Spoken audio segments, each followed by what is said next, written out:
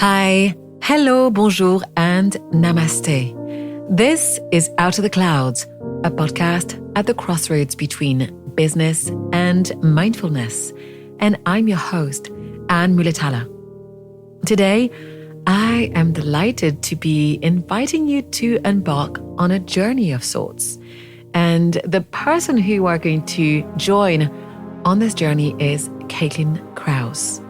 Caitlin is a renowned experience designer, a learning expert, and an author who I had the pleasure of meeting last year, almost a year ago, when I attended TED, the conference in Vancouver. We found ourselves gathered together in a small group with a few other participants the night before the conference started, right after Esther Perel gave her welcome speech. And I found there was a lot of serendipity in the handful of people that I ended up having the pleasure to meet and talk to at this big event that I'd never attended before.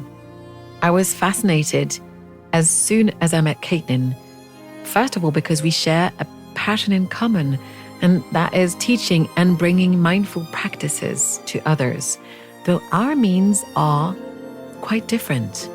So in this conversation, we delve into the transformative power of presence and mindfulness, the equally important power of storytelling, and how these two converge in her work in immersive technologies. In our conversation, Caitlin reflects on her formative years, from embracing misbehavior and play to the profound influence of poetry, creativity in her education. She also talks about her experience living in Russia, the guidance that she was offered by her grandparents, by her mother, and shares her insights into the interdisciplinary approach that has shaped her worldview and how this informs the work that she does today. She tells me about her consultancy, MindWise, her role as an experienced designer, and we dive into her book, Designing Wonder, only one of her books that I had the pleasure to read before our interview. Now, a lot of people know Caitlin because of her work in the metaverse, in technology, in spatial computing, and emotion mapping. So she talks us through the terminologies, definitions, and how she approaches designing experiences in these multiple realities.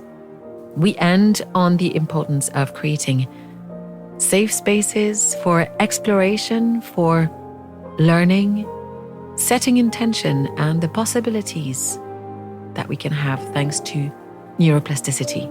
I don't believe that this will be the only conversation that Caitlin and I are going to have on this podcast. I feel there's much more that we could talk about. But I'm already incredibly proud and delighted to be bringing you this interview with someone who I find absolutely fascinating and inspiring. So without further ado, I give you my interview with the wonderful Caitlin Krause. Happy listening. Caitlin, I'm so happy to see you. Welcome to Out of the Clouds. Thank you, Anne. It's wonderful to be here. I'm so happy to see you too. So tell me, how am I finding you this morning, and what time is it where you are? This morning, it is almost 11 o'clock. You're finding me, I think, a mix of energized. There's a bounce. I've just finished a big project, first stage. So I feel good about that. I feel light. And I'm also feeling a deep sense of the promise of this year. I don't know how macro we want to go, but I was talking with a bunch of people last night at a Stanford event and then something afterwards. And we were saying 2024 seems to have a lot of promise in it for tech to do something good that brings people together. So that's what I'm feeling right now. Just this kind of promise, like I'm looking out at a vista and see a lot. Mm-hmm. That's lovely. I already want to bounce off away from my questions. I heard you speak on another podcast. I can't remember the name of it. It was really a wonderful conversation about the notion of good. What does that mean to you? especially in the context of tech doing good? The notion of good. So this is really a question that I've asked for a while, because I think that good can be construed a lot of different ways. And often when we're little, we're told to be good, and it's in contrast to misbehavior. And so sometimes this word good becomes watered down. Like, it's not great, it's just good. What does it mean? Tech for good. Good for who? I think I try not to have a strict definition, because I know a lot of people have different ways to approach it. And I'm looking because, well, I wrote a poem about it. And I think at one point we could, I think you would really riff off this poem, and it's a lot of fun. So if I can find it, I feel like it would just be really interesting, because what our podcast is going to go in all different directions, but I have a history as an educator. I was teaching in middle school. I was teaching in high school. Now I teach in university. And I also have a background as a programmer. So I've been in tech and education.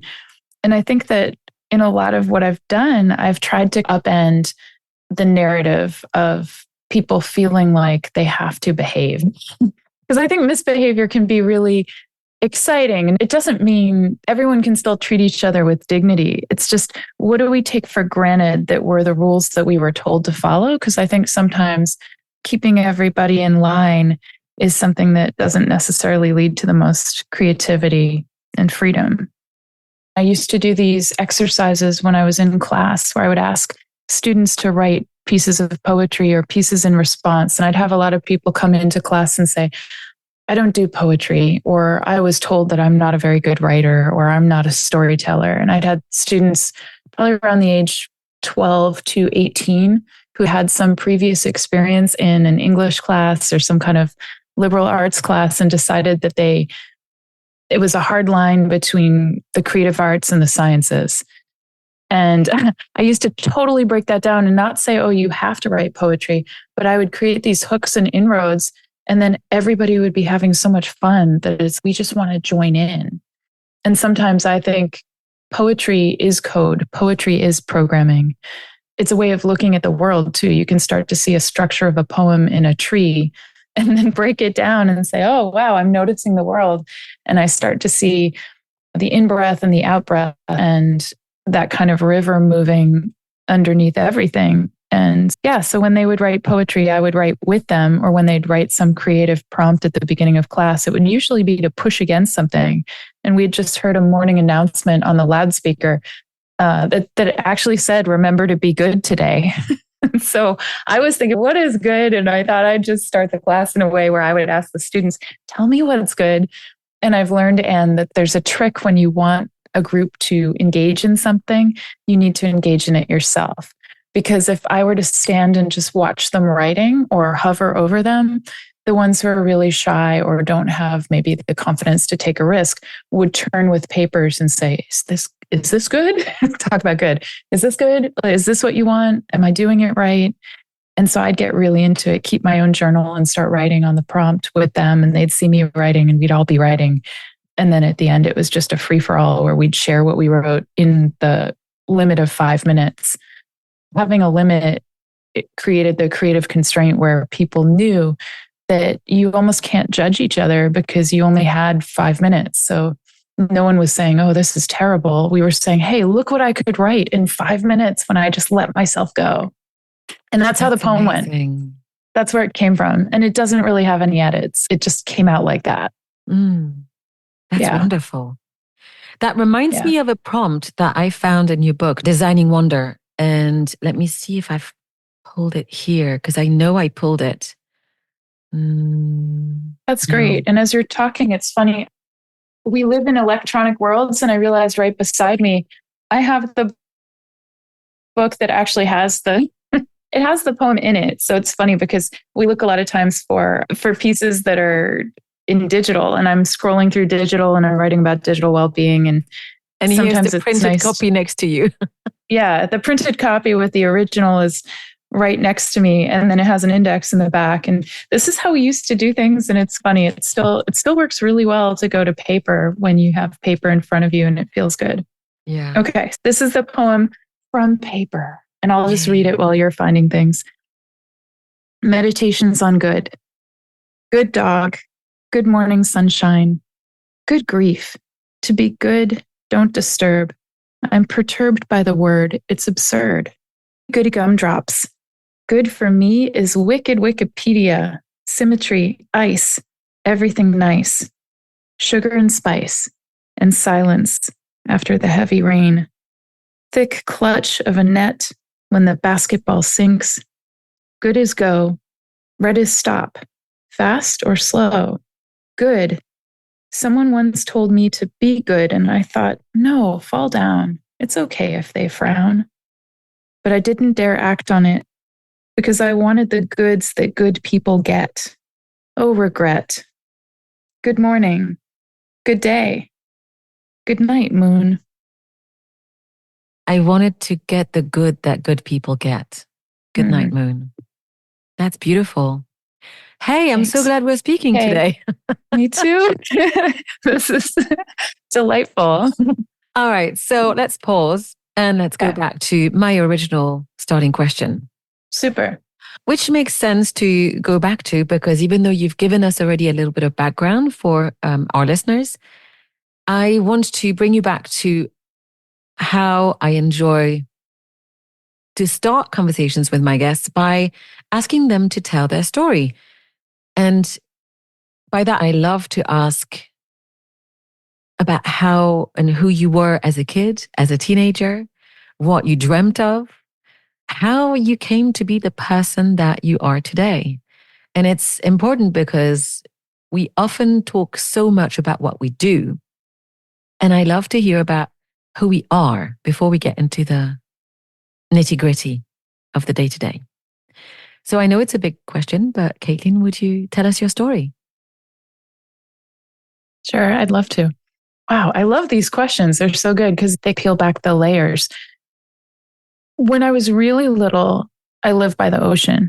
I love that. I was born in Boston and we lived by the water near where the Mayflower landed for people who know historical. So New England, and I love the seasons. And I used to go down to the beach and we'd watch horseshoe crabs. I was really interested in horseshoe crabs, which are one of the oldest creatures alive on planet Earth. And I just thought they looked fantastical. And this was around the time of just being enamored with Jim Henson and the Muppets, and they just looked surreal. And I remember loving being at the beach. And then we moved pretty early and we moved overseas, and I had to adjust to, my parents were in the foreign service. I was moving around and I was a big daydreamer when I was little. I would always look out the window, or there are kind of pictures of me daydreaming, just kind of like making up stories in my head. And I think it's because I had a lot of freedom of time to make up games and play things, and it wasn't created for me. So if we were ever, I remember just staring out the window at a rainy window on the side of a car and watching the raindrops travel across with the stream of the motion of wind. So I was always wondering how things work as a child and trying to deconstruct them, but not in an analysis sort of way, just in kind of an appreciation. And I was a big tinkerer. I remember, I think it was 4 or 5, the year I learned how to tie knots. I don't know if you can remember learning how to knot, but there are different types of knots you can tie. And then I was really big into fort building, always making forts with ropes or indoors with different blankets and pillows. Yeah. So creating worlds was very interesting to me as a little kid. And when I would dream, some of my dreams were things, a recurring dream was that when I inhaled, I could levitate. So I could fly, but it wasn't just flying, it was flying through my lungs. That's amazing. So I still have that dream sometimes, and it involves floating because depending on how deeply you're inhaling, you can float versus fly in a faster way. Yeah. And I think a big moment for me too was something I connect with now being older. When I was about, again, I think it was probably 4 or 5, maybe 6, right after my grandfather passed away, my mom's dad, I'd been close with him. And I remember not understanding really what was going on. And I started to feel a little bit like he was with the stars. And then I felt as if I was with the stars as a little kid. And I remember looking at the bathroom mirror and having this experience that was really powerful, where I looked at my face and I looked at my body, and I said to myself in the mirror, this is not all of me. This is not me. And just that this is the shell or the vessel that we get to. And I didn't have the words for that, but I just knew that I had a feeling of beyond, and I had a feeling of myself being in a container where I'm grateful for it. That's life. And there was a physical and a non-physical kind of connection. And I think that's probably what, I don't know. I think it affects our life, these childhood experiences we have, and remembering what's meaningful. Of course. Is that the grandfather who used to work for NASA and built? No, that's that's my dad's father. And I had a longer relationship with him because he lived longer. So I used to go and spend time in the lab and go to he worked at NASA doing research on wearables and also the tensile strength of fabrics and doing a lot of the ultrasonic bonding. That was amazing growing up, just being older and getting to experience all that science and experimentation. That's what I really love, to experiment. And he definitely impacted me. Thanks so much. And I appreciate it.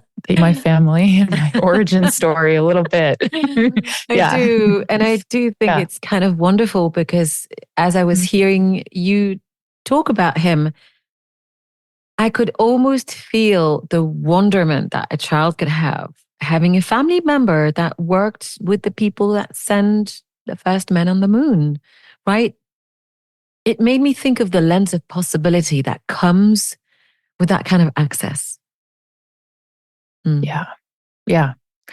The possibility and the dreaming that couples with the precision and the rigor, like the dreaming, and it's totally moving. And he was a person that was very playful, loved games. My grandmother did as well. And they were both mathematicians. They met in school for math. They went to university. And he was told by his father, don't go to university, because he came from a farming background. And his dad thought, no, we don't need university. So he disowned my grandfather for real when he went to university. Yeah. Oh, wow.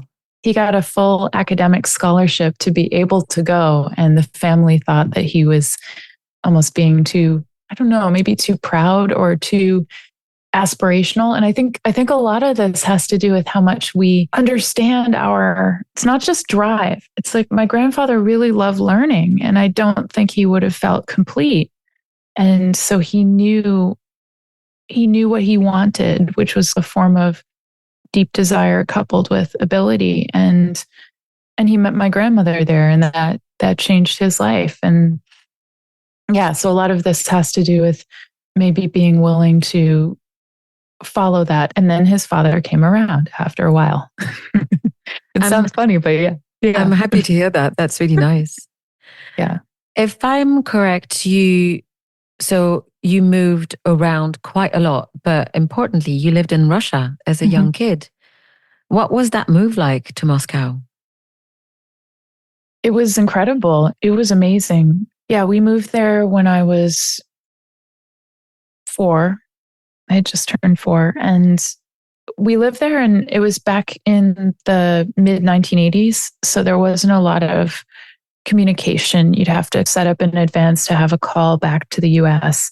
I guess just visually, if you could imagine when you went there at that time period, what it looked like, Anne, was cars that are all, and this is from a 4-year-old perspective, cars that are all the same color. So they're all black, streets that are very wide. You have to take an underpass even when you're walking to get across the street, because they would have 5 or 6 rows of traffic going one way on one of them. So just big streets coming through the city. And the city had a lot of bravado, like a lot of hard lines. And there would be huge banners of Stalin or Lenin that were projected on the buildings so that people would know. And I learned Russian. I went to Russian nursery school, Детский Sad. And so a lot of this was about comfort crushing for me and just going into languages that I didn't know and cultures. and searching for belonging, and also understanding that that political situation was different than the cultural situation, which was people still practicing a lot of the traditions that had been before communism, and having the stories and having things like the Bolshoi ballet. All of that was still a really rich part of the culture. And I loved it. And I made friends and saw that the macro is not the same as the micro. So, growing up, I'm a big fan of slow journalism, which I know Harvard Project Zero talks about. Paul Salopek has done. He's a Pulitzer Prize winning journalist who travels around and goes to areas that usually just get headlines for being violent, oppressive areas. And he'll do things like talk with a person at a farm stand, try to show that there are many different people in cultures. But yeah, so I think Russia in the 80s was a big example of that, and a lesson for me in all of that dichotomy and all that mashup of stories and backgrounds that taught me to take time when I'm never somebody who jumps to a quick assessment, because I know there's so many facets. That's fascinating. Yeah. Thank you so much for sharing that. I loved reading that in the book. So what happened next? How did you come to study what you studied? What were you like as a teenager? Fun, rebellious, lots of misbehavior? Are you asking me? Because yeah, I was wild. No.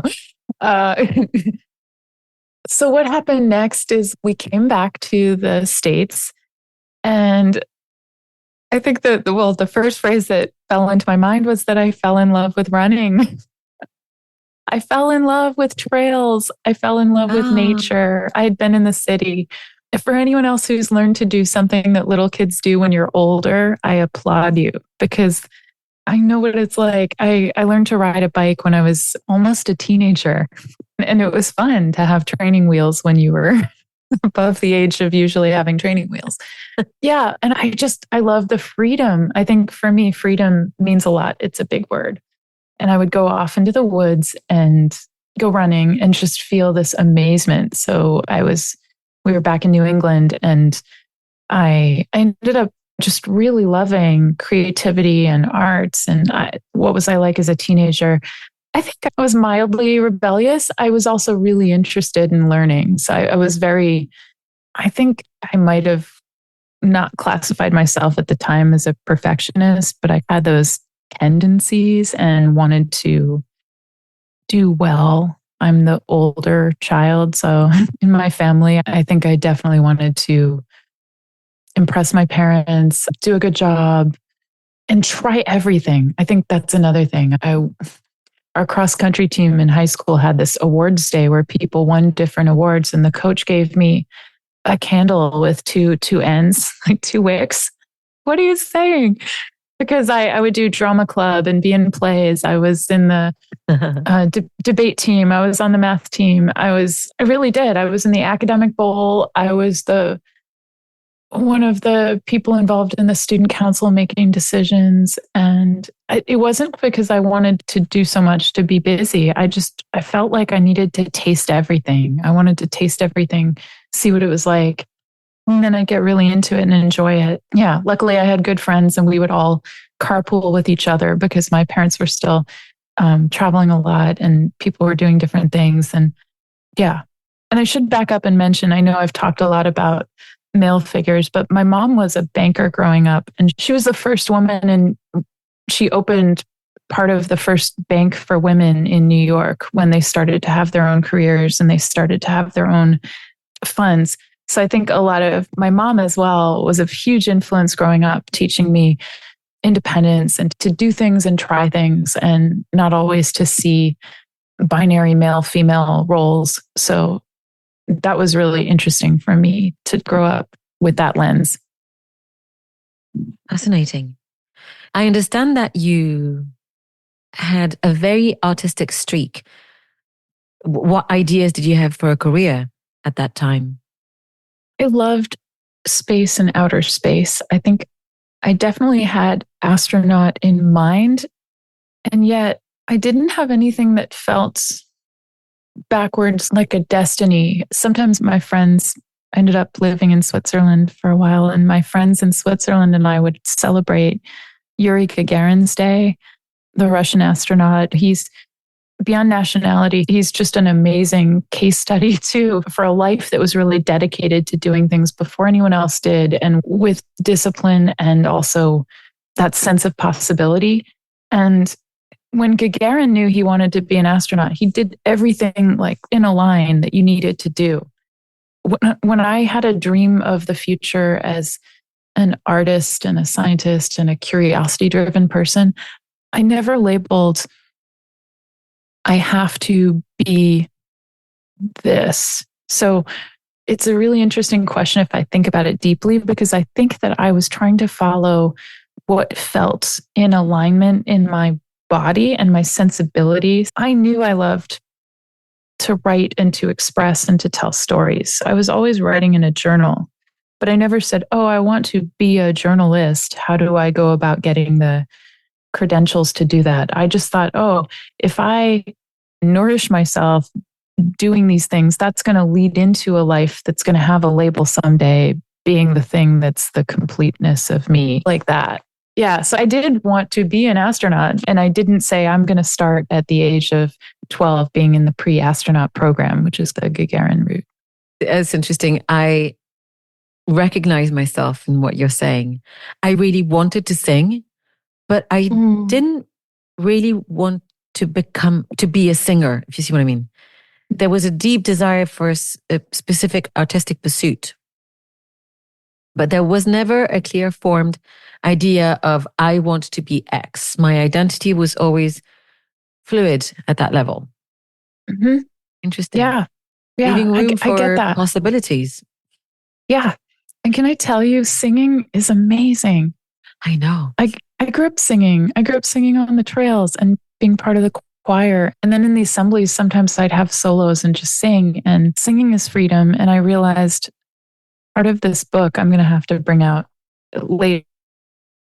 We'll share research, but some of it is about the fact that we hear sound all the time, and music is just an amazing wellness.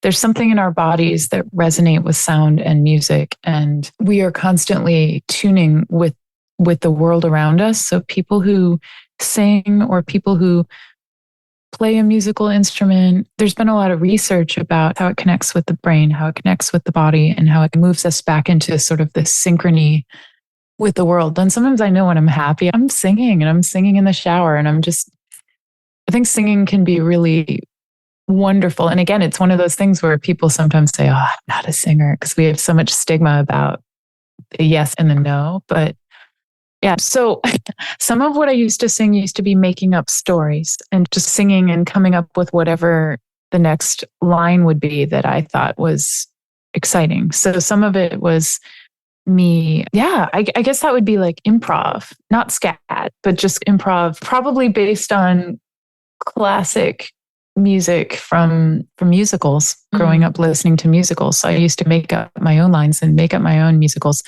And then in performances, I would sing things like The Rose, this Bette Midler song. I would sing that.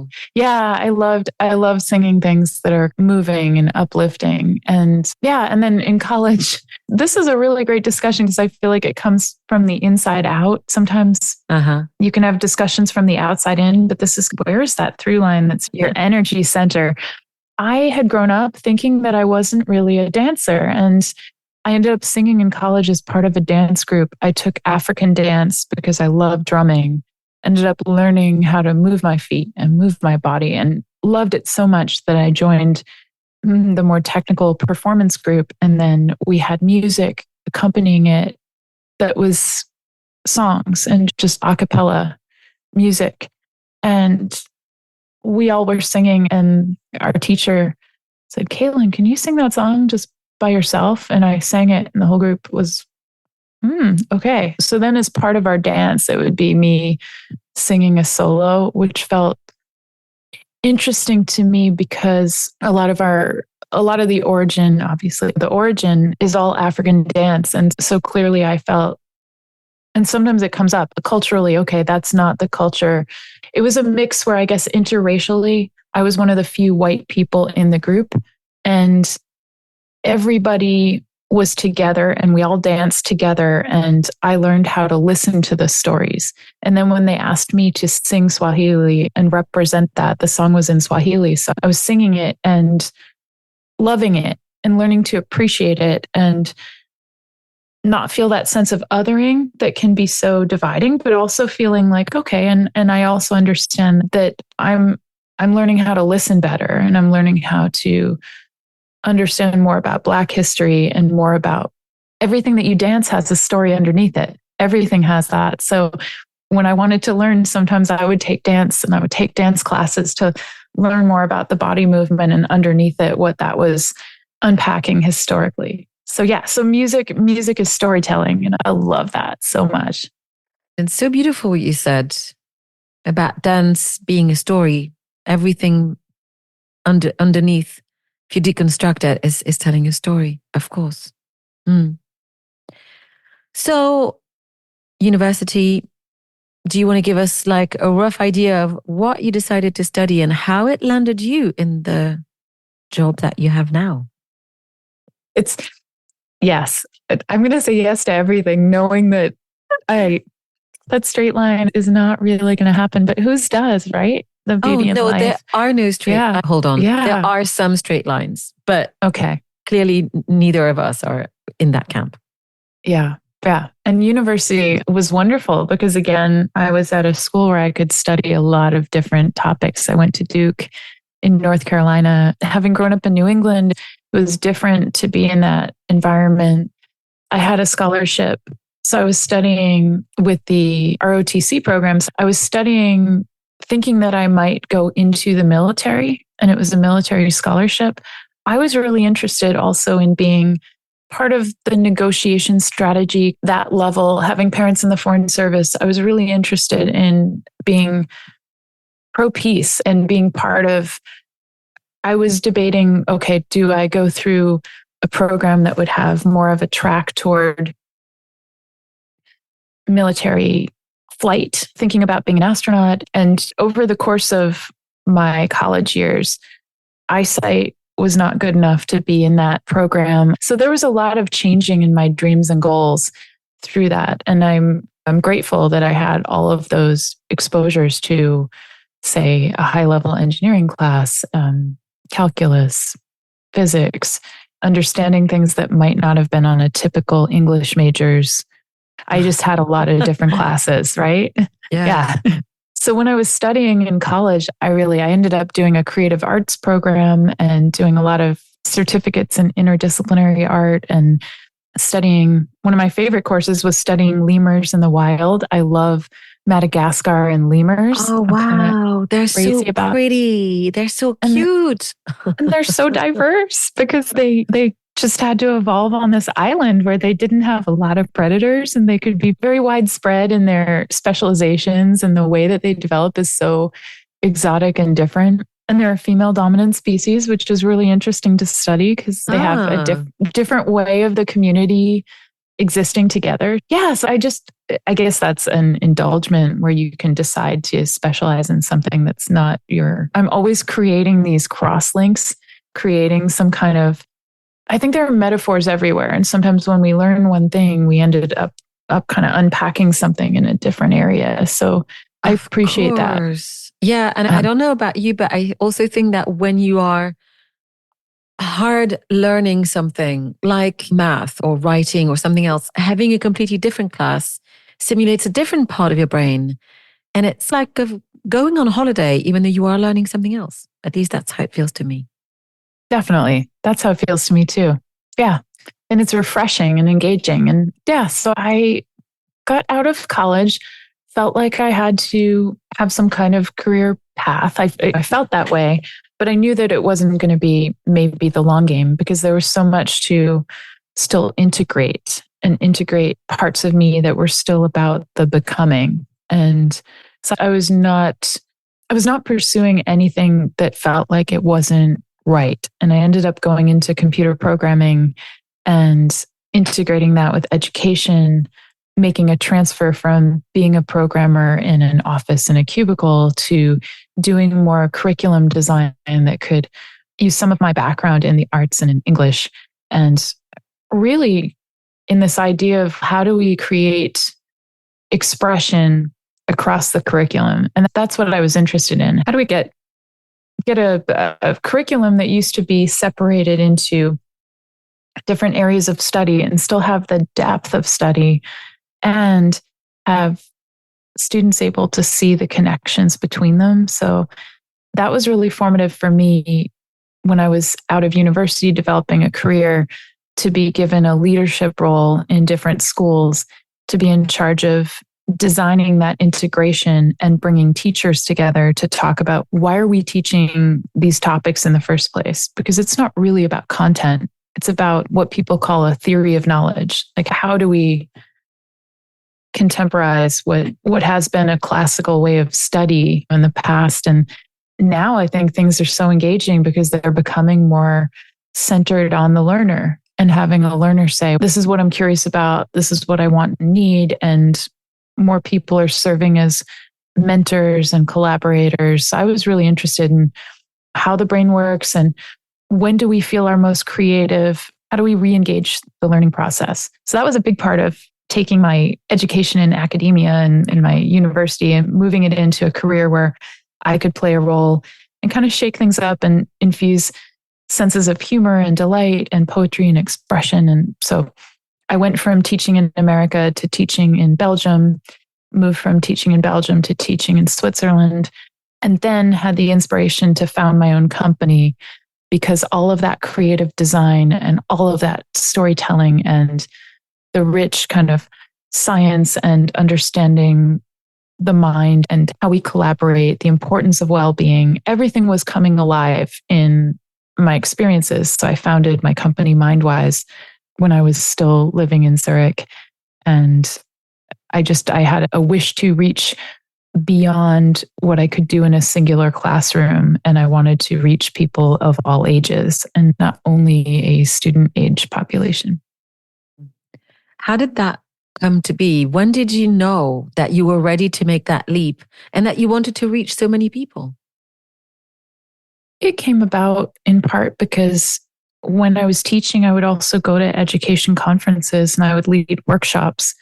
And working with adults, I saw that there was a certain connection that they had. It was similar to my students and similar to myself, needing to shed a lot of those limiting beliefs that people carry. And I realized that kind of the future depended on a systems change. So when I would do those types of talks and workshops, I would come alive too. And that was nice because it just felt right. It felt like there was that quality where I enjoy public speaking. I enjoy being with other people. And I'm an introvert and an extrovert. So I guess I'm an ambivert. And I realized that I like the content development. I love being able to translate. So if I could take my technology background and a lot of the diverse kind of skill set that I have and be a translator for others to have more access. Yeah, I realized that adults needed that too. And there were people who had grown up feeling like they were prescribed a life or they thought that they wanted something that was a career path with a label. And then that wasn't enough. They needed to come back to community and to a more, I think a creative mindset is in all of us. And so fast forward to today, something I want to mention is that quite recently, it's come up a lot in statements like the World Economic Forum stating that the future of work depends on imagination. Imagination and creativity are important for humans. And yet we don't necessarily cultivate programmings that bring out our creativity. And I feel like my calling is to ignite people's creativity and realize that's inside of them and they have access to it. It's not forcing an output, but a lot of what led to my founding of a company was because I knew I had tools and methods that could animate somebody's deepest desire coupled with their ability to find more purpose and meaning in what they're doing. So in ways, it was natural that would come about. Thank you. I think that I can perhaps jump to my next question because I think it's linked to what you do at MindWise. Can you tell me about how or why intention is so important to you, and whether it's in your work or in your experience design and of course in life? Yeah. Intention is, again, not force, but really taking a moment. I've learned that there's a lot of power in the space between the notes. The notes that we're playing are important, but the space between is actually our chance to take a breath and ground and really feel what is something uniquely human, which is our presence and our being and our understanding of what actually we are bringing to what we're doing. So we focus a lot on doing, I think, in our lives. And intention is that. It's funny because it almost doesn't have a synonym in my mind because it's so pure. Yeah. But it's the state right before attention. So it's right before we place our attention on something, because our attention is our greatest commodity. It's how time is distributed. If our attention is on ruminating over the past or spending time in some kind of mental anguish over how to make the right decision in the future, then we're not really living in the present. So for me, there's all of this. There's so many tools at our fingertips. I have some VR equipment behind me. A lot of people know me because of my work in metaverse and in technology and in spatial computing. But the intention is the most important part. I couldn't surround myself with all of this noise if I didn't have the intention first to understand context and what I actually want to do with things, which doesn't mean that it's not evolving and that it's not emergent, because I actually think if you have intention, then you're focused more on receiving the present moment as it unfolds. So that to me is really key. And when I work with MindWise, sometimes it is in roles that are similar to coaching or similar to teaching, because I'm guiding people about certain frameworks of how they can approach this kind of technology saturated future and perform at their best. Yeah. I'm so glad I asked that question. Intention is big in my, I have a, to me, it's quite loaded because it's something that I have been using to ground all of the meditations that I lead. I always love to start with a few deep breaths in and out and setting an intention. And the funny thing is, at first it feels a little bit performative. Oh, the teacher says I need to find an intention. But as you said, it's the moment before. It's almost like I couldn't find another word. There's no synonym. It's almost, it colors the experience. Yeah. If you think of watercolors and you have a little bit of water, but you just choose, the intention is that little extra input that will decide the course of the next actions. I find it's quite magical. That's beautiful. Yeah. Yeah. And maybe a crouch before you leap. It's yeah. And it's a reminder. I guess it's a way. It's also, you've said it before, and I said it at the beginning of our interview. We do so much and we focus so much on doing. Intention is almost like that moment inward where you just check back in with yourself. And I'm not saying that we're always aligned, even when we have an intention, but by choosing to try and find one, we have more chance to create something purposeful. Whereas if we just walk around with that intention, we're unlikely to have any kind of result. And when I say any kind, we're unlikely to have the results that we may hope for. Yeah. Okay, so I'd like to talk about your early beginnings with VR and XR and how you are specializing in experiential design particularly around XR. Would you mind giving us an overview? Sure. So XR stands for extended reality, and it's a continuum. A lot of people will talk about these terms and they can be somewhat off putting for people. So I'm deconstructing some of these terms as we speak because there's more thrown in the mix by the day. So extended reality, I really like because it describes a continuum that can be augmented reality, which is putting in objects spatially that are they're layered in your physical world. And virtual reality is the other side of the spectrum where the whole world is different than this physical world. So there are different things that people might call pass through. So pass through is when you might put on a headset. I have some headsets behind me and you can still see your environment, but you also see some animated objects or maybe indicators that are placed on your environment to give you a feeling of context.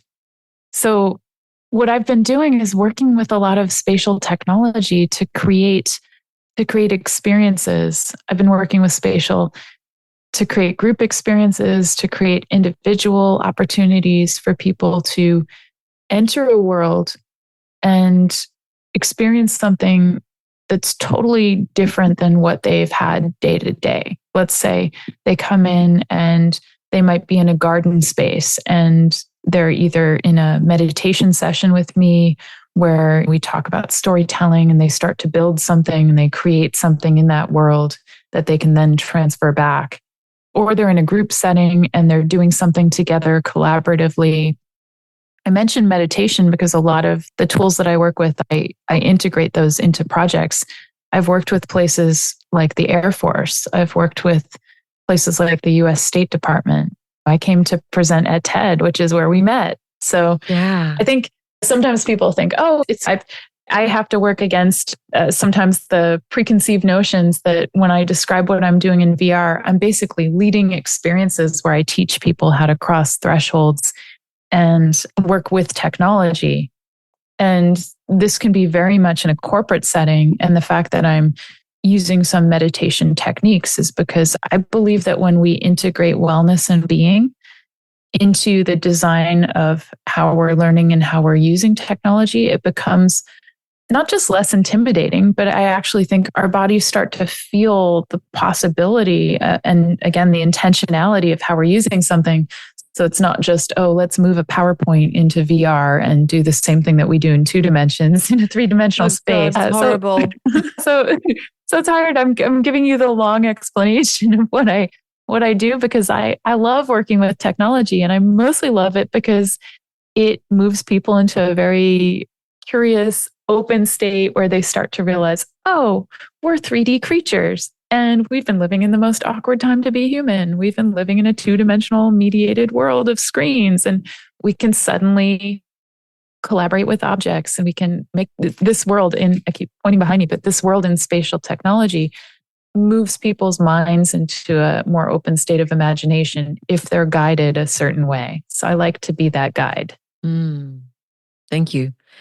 As I was reading about what you do and reading your book, it got me to try and figure out when did I experience any kind of XR or VR in the first place. And my mind went blank. I was like, when did I? And I remember now, I couldn't find his name because I wanted to quote him. A few years ago, I was in Milan for a work trip. We were preparing a press trip for the brand I was working with at the time.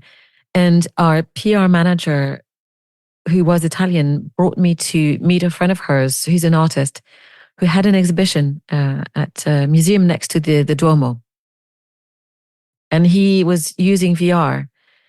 And it was incredibly impressive. It was really beautiful. And it was fascinatingly immersive because he had created a city world where we were at the top of those crazy, amazing buildings. And there were railings in front of each of the pieces, presentations, because you really literally felt like you were about to fall to your death. But it was really wonderful. But the second time I've experienced it in a really immersive way. And I'm going to send you the link because I thought if you haven't heard of her work, you will really like it.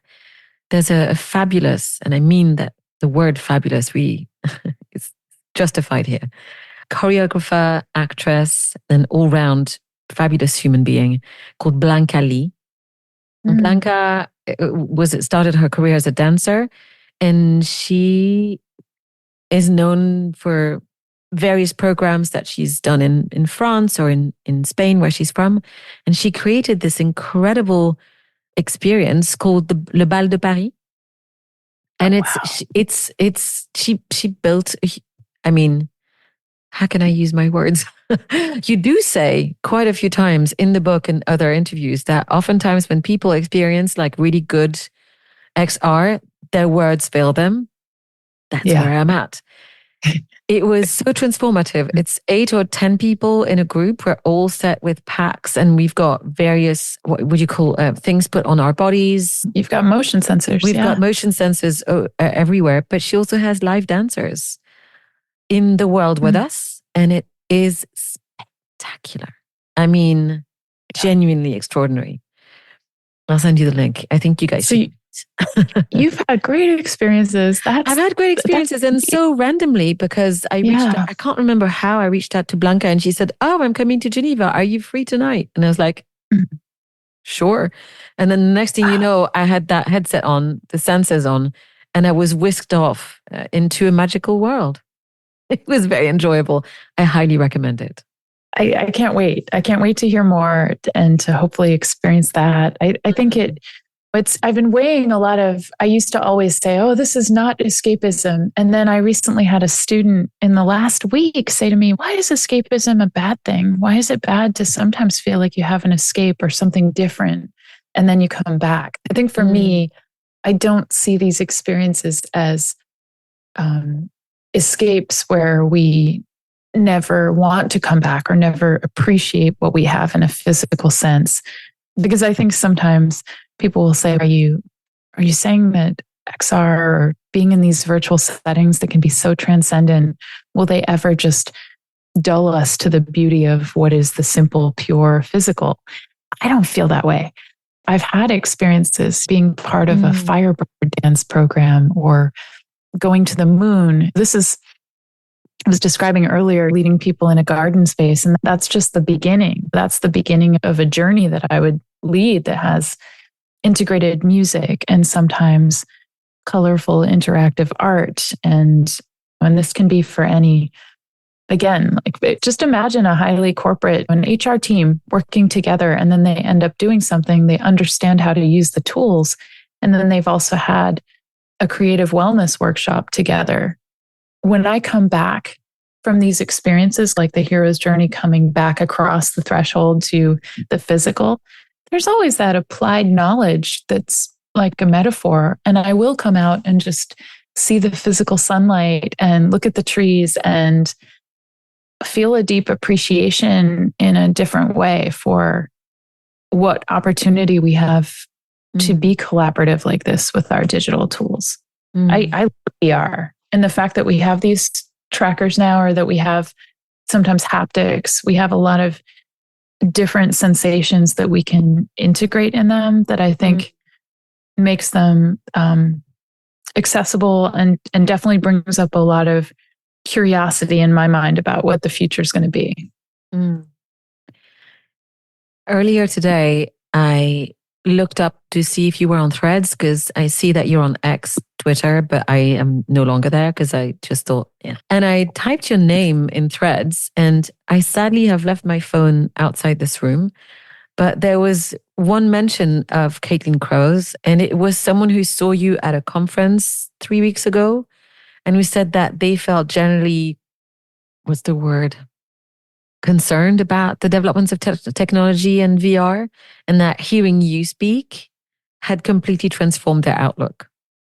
So before we go any further, there's 2 things that I'd love to explore with you. The first one, and I read this today in that book of yours, Designing Wonder, is the importance of creating a safe space for people to be able to first dare go into an augmented reality or VR experience, and also to experience the wonder and awe states that you seek to create. How do you go about doing that? And how did you learn to get there in the first place? Well, I will, first off, I'll have to go back maybe and find the threads. I trust that everything, it's that lack of FOMO. I don't feel I'm missing out at not being ambiently aware of everything or non-ambiently. It's very hard to be on social media and also understand digital well-being because I'm very good at knowing when my brain is triggered to want to scroll or want to do more. And I'm thinking, yeah, no, that doesn't really serve me. So maybe it's a superpower where I just kind of check out. I want to thank all of the friends who have been constants with me and know that we're there even when we're not mediated by the socials. Although, as Tristan Harris had said, if you stay out of the conversation completely, then you don't get to change it. So that's been something I'm weighing. Like I want to stay dynamically in the conversation and yet do it in a meaningful way. So pull back from what feels like empty chatter.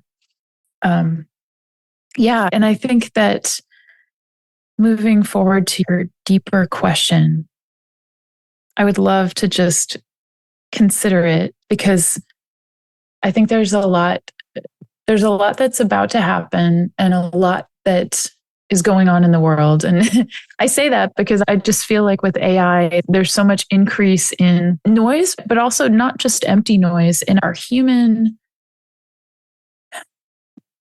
vulnerability. And it has to do with the way that we are curious and porous and impressionable. And I think that a lot of times I talk with my students about what it means to be open to the possible and not cynical about the world, because we can start to not trust anything. And if you don't trust anything, then you have a nice barrier because then you can just let in what you've legitimized. But then you walk around the world without any trust in anything. And I think that could be one of the possible future scenarios. And for me, the safety is really key when I'm hosting something or when I'm hosting an environment. I know Esther Perel talks about this a lot with the AI program of AI Esther. Couldn't there be an AI Caitlin that would just greet us in a virtual space? And if AI Caitlin was programmed really well based on all of my knowledge, she could just respond to people and host them. And then that would be so easy for me because I'd be the passive physical Caitlin that gets to just do my own thing. And I have this automated program that's so reliable, but because of course it's based on all my training data. And yet, back to why I'm very into studying wonder and awe and mirror neurons, because I'm responsive and responding in that environment to meeting people's needs. And to get into more of the granular, usually I will have met with a group beforehand, maybe even mediated over either a physical meeting or in Zoom. I do a lot of sessions with groups that are physically in person. And then we talk about the meaning of the computing and the hardware. And then people get to try and test and also move into those landscapes in ways that feel intentional and grounded and meaningful, because the before and after for me is just as important as the during of the experience. The word safety for me is not just about, oh, let's deflect all of the possible negatives that can happen. It's also teaching somebody to be really resilient. A lot of people had told me before working with me that usually when tech doesn't work, they think that there's something wrong with them. They actually would think, oh, if a headset had a problem or if they went into a world that they were doing it wrong. And then they think, oh, I didn't grow up in that world. I'm not invited. Everyone's invited to an experience, and there are always ways in many different dimensions to make it safe, manageable, and also have a level of bounce and curiosity and play. I'm a really big believer in the power of play for people in their senses. I always design things with projects, passion, people, and play, and having people sense that, okay, every avatar that's human driven has a real full human with all of their emotions underneath it. So we need to be safe and celebratory of the human dignity in the experience. Yeah, that's beautiful. And I think that what you also are very conscious of is that by creating a container that feels like a safe space to explore,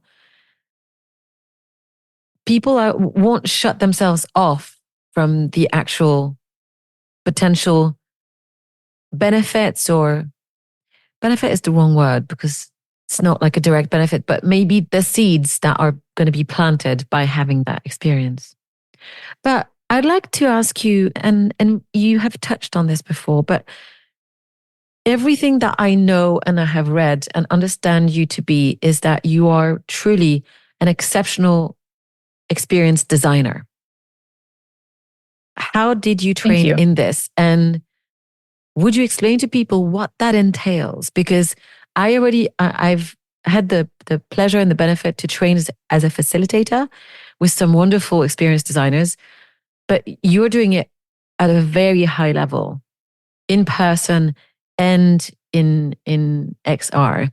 So I'd love to hear, how did you train and how could others discover this for themselves? I'm deeply interested in the subconscious and how our subconscious experiences can shift us in different ways. And I say that because I think there's also something happening subconsciously where people come to an experience, they expect, and I like how sometimes you're reframing your phrasing because they expect, oh, I'm going to get this. Or I'm in a corporate world a lot of times with corporate clients and they want ROIs and KPIs. And they get that. And there's something else that's happening, and that's part of my experience design. But what you're teaching me, and it could be a subconscious or below, there's some frequency where I'm realizing by looking back at my own life in the spirit of this conversation, I've come to some new understandings about things that I think I knew, but there was that connection there because it brings me a deep sense of not just joy, but meaning and alignment to be taking some of my childlike wonder or the things that I was like as a kid and come back to that and realize, yeah, that this way has been with me all the time. In this conversation, when you're asking me, how do I design for that? Or how did I become experience design, not just capable, but artful about it? It's bringing in that multitude that is me and being willing to be seen. And I think a lot of people have pushed against maybe the word authentic. I know that came up in our previous conversations. We talk about authenticity. Yeah. And for me, with every word, I'm conscious, okay, sometimes these words are buzzwords, sometimes they're heavy. But I think that what I learned through my experience design and my training is that, okay, I had in my background, talk about getting lucky. I had some of these trainings in understanding programming, understanding code. So, okay, I could speak that. And it's a language. And I also knew that, well, a friend of mine recently said, and I feel like it's important to bring it up, the fact that right now there's so many tools that let us do a lot of programming ourselves. And let's say I wanted to start a business. If it was 20 years ago, I might have to hire a bunch of people to do different things. But now there's so much that can help us do everything ourselves. But she was telling me that what she's learned is not to do everything yourself, because then you're just burning out. The fact that we can do all of it and do all the marketing and no.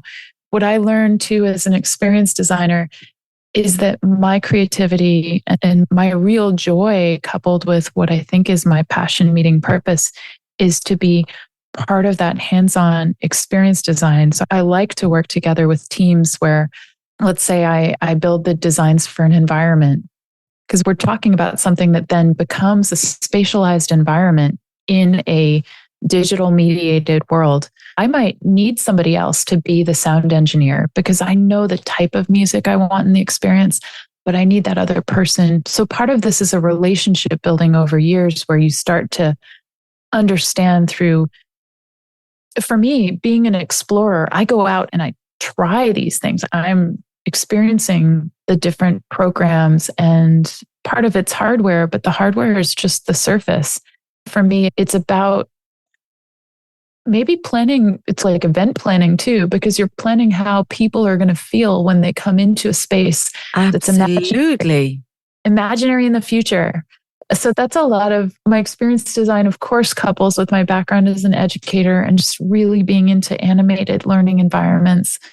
And in a very pure sense, I need to release that childlike wish to be perfect. There is no perfection. There's the spirit of right now. And I think you're inspiring me. Maybe there could be a program where a lot of people might want to learn how to do some of these things, and they don't know how to integrate a lot of the background and the trainings I have. I want to pass it along and tell people this is how you get to do the things that I do, because I feel like maybe that path doesn't even yet have a name, but we're at the brink of more people wanting to have experiences in spatial computing that are beyond, let's say, picking out the movie on the Apple Store and saying, oh, I want to watch this on my headset. That's great. You can pick a movie. But what about the team building? What about the collaboration and the work that we're going to be doing in spatialized worlds and the play and the imagination? So yeah, yes and more. I could ramble on, but I think a lot of it in some couples, the science with the creativity and my experience design is often creating an architecture for experience and saying, what ultimately do I want someone to get out of this? And then it's building environments that allow for that, allow for the experience to unfold in it. So I'm always picturing either solo or group. I didn't mention emotion, but I love emotion mapping. And I know that, underneath the experiences, there are always, let's say 4. I used to have 3 A's for mindfulness, but 4 A words are always part of it. There's awareness. So awareness is going to be really rich when you're in experiences with me. There's advancement, because people are not going to be static. They're going to be questioning stories and creating them and moving. And it's a lot to do with that spirit. And there's authenticity, because I want to create safe spaces where I'm seen, other people are seen. It's non-judging. It creates that. A lot of mindfulness is about paying attention on purpose in the present without judgment. And if people can feel that sense, then that's their freedom. And then the 4th A would be agency, because it's not just a show where they come in and they watch Caitlin in a landscape. It's where they get to be the agent. Like they get to have, and I think a lot of people are missing that agency. So the next step is going to be looking for more accessibility so that more people can access who might not have access to equipment like this. I think now is the perfect time for you to then link this to your storytelling expertise, because you've spoken those words a few times already, but there also is an element of the hero's journey when you create an experience. And you actually have developed your own theory around it called scuba, if I'm correct.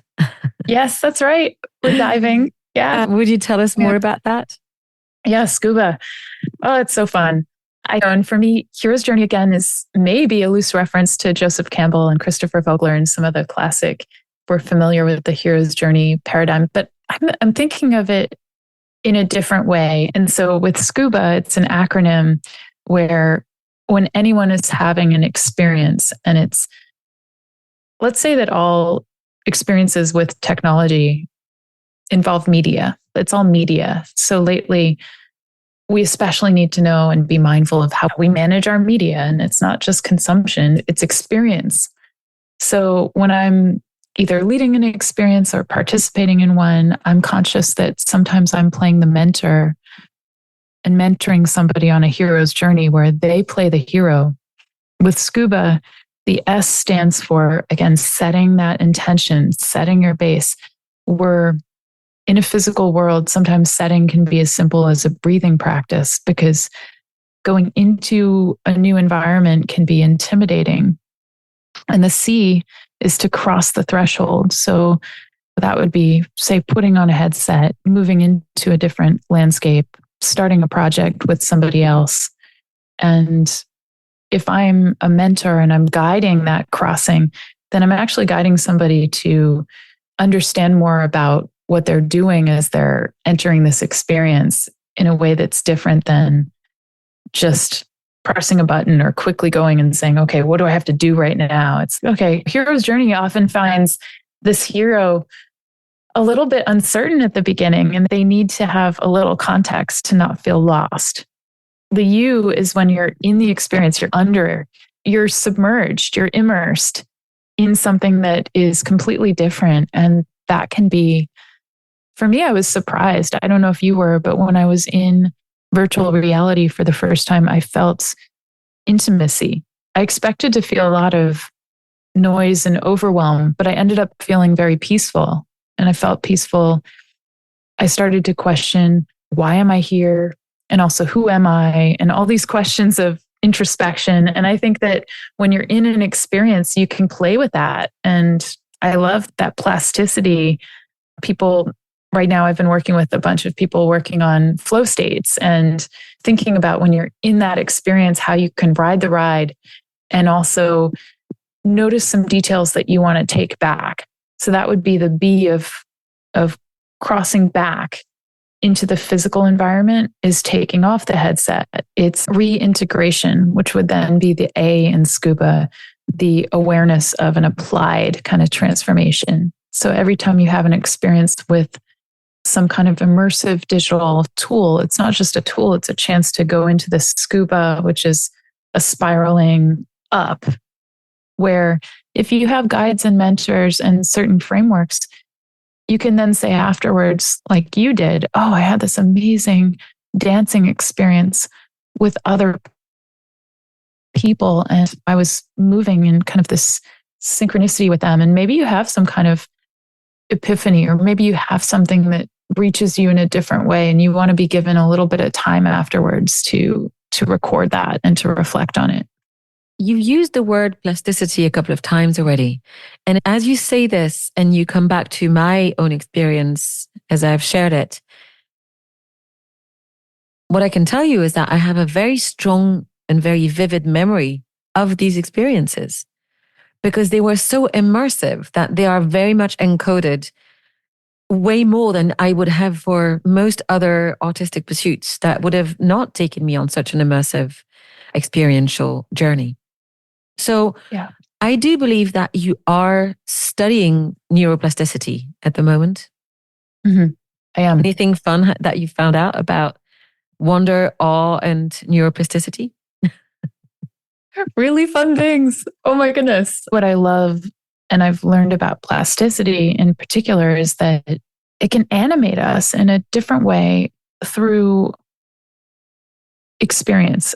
I keep thinking about experience and how our emotions are encoded in experience. And because so much, I think, had been treated as a cognitive kind of problem to solve. And how can we do these exercises to increase plasticity in the brain? Or how can we?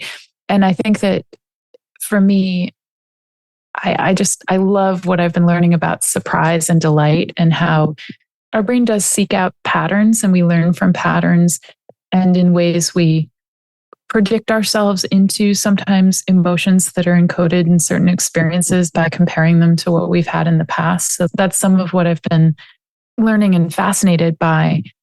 And the interesting part is then if we create new experiences, we're actually creating new futures, because we're creating experiences that allow us to release. That's what I'm interested in virtual reality. It seems to have a high similarity to the flow states that previous researchers like Csikszentmihalyi, who had written Flow.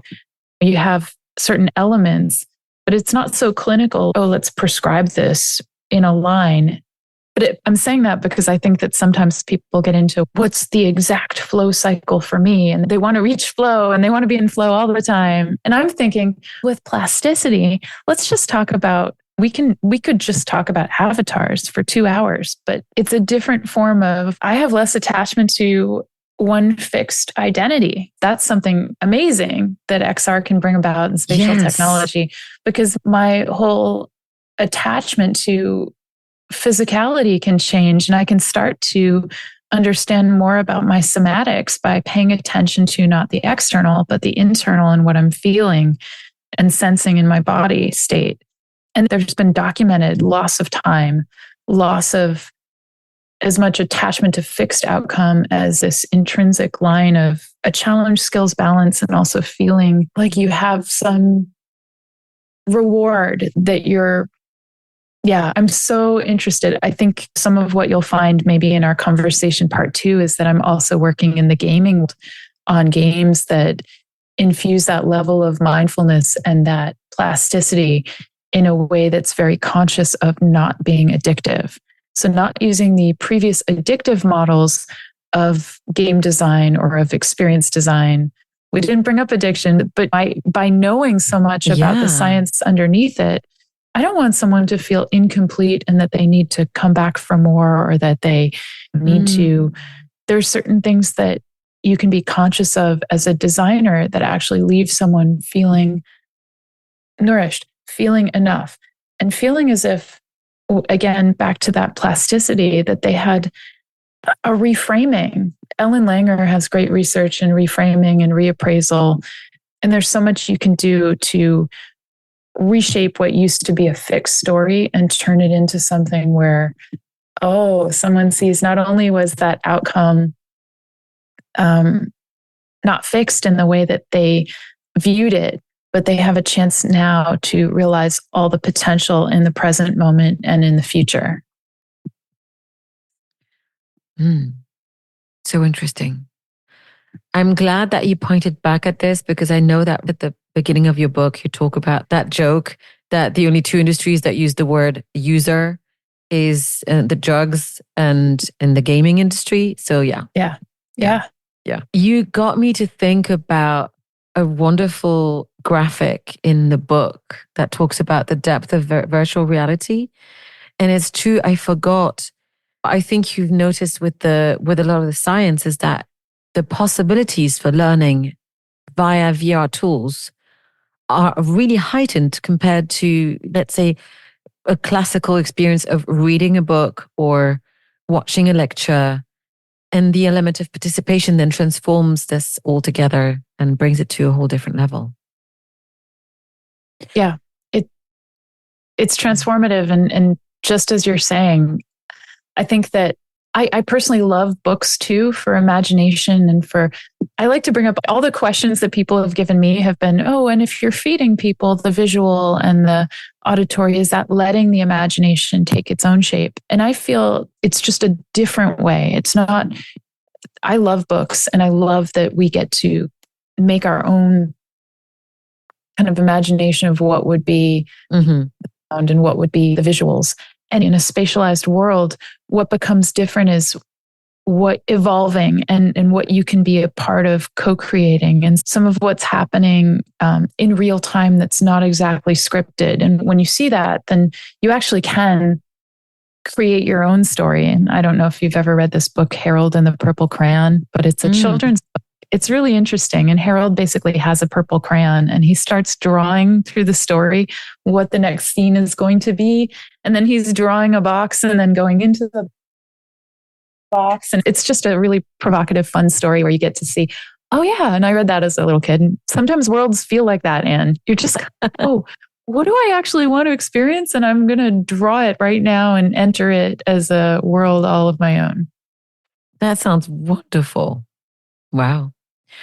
Okay, I am conscious of time. Perhaps now is a good time to wrap up for this conversation. We both know we need to have at least one other conversation around all of the topics of what you're working on.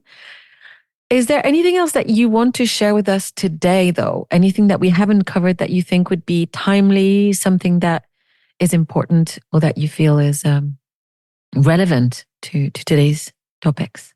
First off, thank you so much for having me on today, because I think not only could we have many more conversations, but I see our conversation today as something that is many layers. So we're going through layers in a way that what comes up for me is just to continue to embody what I'm believing in, because as much as I can talk about digital well-being, or if I talk about being in the metaverse and feeling that having a intention is important, I do still use the word metaverse. It's a buzzword, but I think it's a spatial world that's social and storied. And that's what I would want to bring up, that these words are just pointing to experiences. And I think what comes up for me at the end of our conversation together is to remind people of the power of their own imagination and the power of their own intention. Today marks the finish line for me of writing the first draft of a book about digital well-being based on my research. So it's a celebration day. And what I've been feeling strongly is that we are existing right now in three worlds: the world of our physical space that we're sharing with other people, the world of our imagination, which we've always had, and some people want to attend to even more as they get older and work together. And that's something that I love to focus on. How do we keep imagination alive? And the third space is really this digitally mediated, connected world, whether it's going into a headset or whether it's going on to a Zoom call or whether it's talking with someone, that's in another physical space. And our attention can only really be placed on one at the same time. I can't be in my imagination dreamscape and also be focused on attending to you. So it's very important, I think, not to just toggle around back and forth and bounce mindlessly from world to world. Some people right now have told me that they bought a headset, Apple Vision Pro, and they're putting a shelf in their digital space through the Vision Pro. And then they get out of the headset and they're like, where's that shelf? Where is that? Because they forget which one are we placing in which world? And are we going to end up wondering if we actually had these shared experiences or if it's in a dream that we had just by ourselves? So I'm fascinated by this. I want to close by encouraging everybody just to check in with themselves and see what feels as if it's leaving them with more energy versus feeling depleted, because some of this can leave us feeling like we're just needing a little bit of space and time. And that's why integrating well-being into this technology experience, that's why it's so important to me, because ultimately I want to have people feel like they're leaving with more than they came in with. That's a beautiful way to wrap up the conversation. Yes, leaving with more than what they came in. That's wonderful. Now, do you have an extra 5 minutes? We are not going to go through all my closing questions, but just a couple. I have an extra 3 minutes. Yes. Okay. Yeah. Let's do this. Okay. What is your favorite word? One you could tattoo on yourself. I love the word wonder. It's the first one that came up. What does connection mean to you? Connection means alignment, vibrancy, inside and out. And the word dignity comes up, to be in a state of dignity. Yeah, and trust. To be in connection has to do with the trust in between the nodes, because, connection is a very rich word for me, because I work to empower meaningful connection for myself, for other people too. So it's a lot of my purpose. So it does have to do with a lot of that move to a more distributed network where we're based on our connections. That connection is, again, that space between the notes that has meaning. Thank you. And what brings you happiness? Being fully present. Yeah. And what brings me happiness is, movement and moments of awe and wonder that give me goosebumps, playing with my dog, and music. So many things. Yeah. But I think that idea of presence, I need to have presence to be able to experience it. Thank you so much. Yeah, my cat was trying to get me to pay attention to her moments ago. She was really giving it her all. So I saw her on the chair and I felt like, oh, it's great to have a friendly animal in this space. I love it. Yeah. Caitlin, it was such a pleasure to talk to you today. I had such a blast of a time. I already can't wait to speak to you again. So that's great news. Where can people find you if they'd like to connect and find out more about what you do? So they can find me on LinkedIn is one of the social spaces that I am on frequently. They can also find me on my website, CaitlinKrause.com.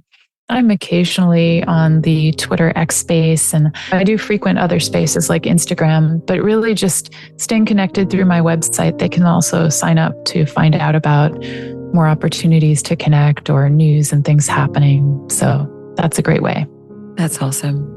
Thank you so much for everything. I am so grateful for us meeting in the first place and for this conversation, and hope for many, many more. Thank you, Anne. It's a pleasure. Take care.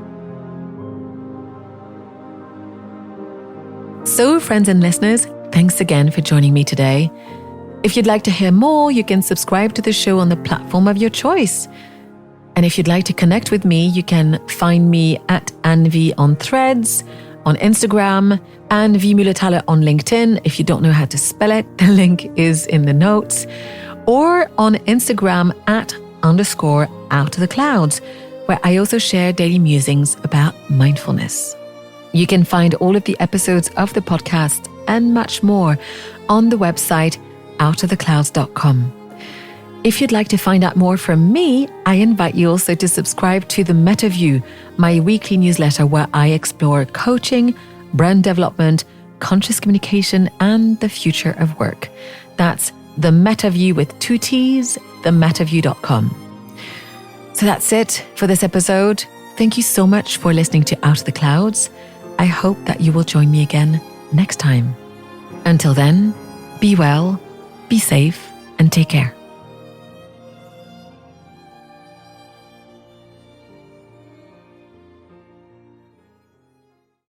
Hey there, it's Anne again. I've got something important to share with you today.